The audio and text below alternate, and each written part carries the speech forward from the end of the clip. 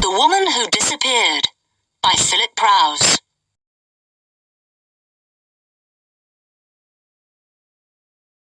Chapter 19. Everything is explained. I looked at the blonde girl. "So, you agree that you're really Elaine Garfield and not Helen," I said quietly. "Now tell me about Benny Greep." The girl took a deep breath. "Susie Graham and I used to go out dancing together a lot," said Elaine. "We often went to Las Cabanas. One night when we were there, I met a wonderful man called Benny. Benny was the drummer in the band. I liked him very much and went to the nightclub very often to see Benny. We became very good friends." The girl stopped again and took out her handkerchief. "Go on," I said quietly.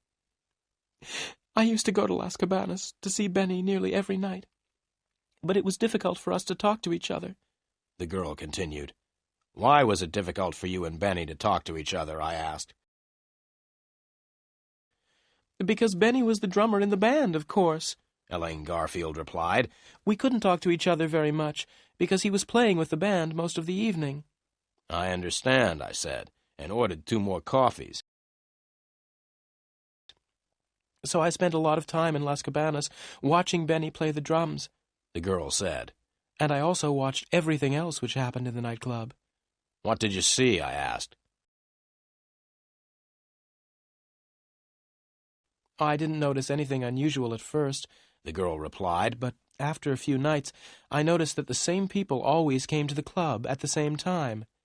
"Which people?" I asked. "There was a red-haired man, a tall man who never took off his hat, and 1 or 2 others," said Elaine Garfield. "Yes," I said, "I think I have met 2 of them. They were the men who hit me on the head in the Manson building." "Anyway," the girl continued, "one night I asked Benny why these men came to the club every night. Benny told me not to ask questions, so I watched the men more carefully afterwards and noticed that they always arrived with bags. But when the men left, they weren't carrying bags." "What did you do then?" I asked. "I asked Benny about the men again," she said. "Benny said that there were a lot of strange things happening at Las Cabanas and that it was dangerous to ask questions." The waiter brought the coffees, and Elaine waited until he had gone. "One night," she continued, "one of the men was sitting at the table next to me. He was talking to some other men, and he opened the bag that he was carrying. I was sitting quite close, and I could see into the bag. The bag was full of diamonds and jewelry." "Really?" I said, and drank my coffee. "I told Benny about the bag of jewelry later on in the evening," continued Elaine. "Benny was very excited at the news. He told me that he had known for a long time that criminals used Las Cabanas.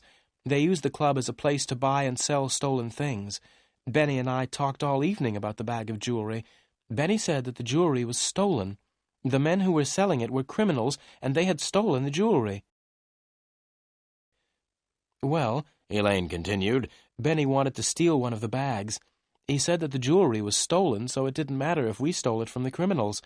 I agreed to help him. We hoped to sell the bag and to use the money to go away together." "I see," I said. "And did you help Benny to steal the bag of jewelry?" "Yes, we waited for nearly a week," Elaine replied. "Then, last Sunday, I had a chance to steal the bag.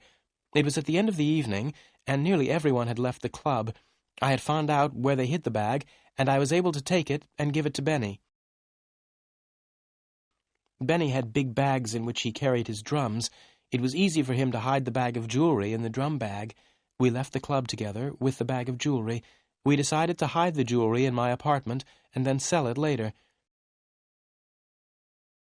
"The next day was Monday," Elaine continued, "and I went to work. In the afternoon, I had a telephone call from Benny. Benny said that the red-haired man knew that the bag of jewelry had been stolen. He was very angry. Benny told me to stop work and go home. He told me to stay at home, to make sure that no one came to take the jewels. Benny was going to continue working at Las Cabanas. Then no one would think that he had stolen the jewels. And did you stay at home? I asked. Yes, I stayed at home for 3 days, Elaine replied. But I was afraid that the red-haired man would find out where I was living. Then he would come to get the bag of jewelry. So what did you do? I asked. That was easy, she said with a smile. I moved into a hotel in the center of the town and then came to see you. But why did you come to see me? I asked. To make sure that I was safe, said Elaine. I pretended to be my sister and said that I had disappeared. I asked you to find me. Then I knew that I was safe. Why? I asked. Because you were looking for me, Elaine continued. If the men from Las Cabanas found me or took me away, you would find out and chase them. Thank you very much for thinking that I am such a good detective, I said. But why didn't you tell me the truth?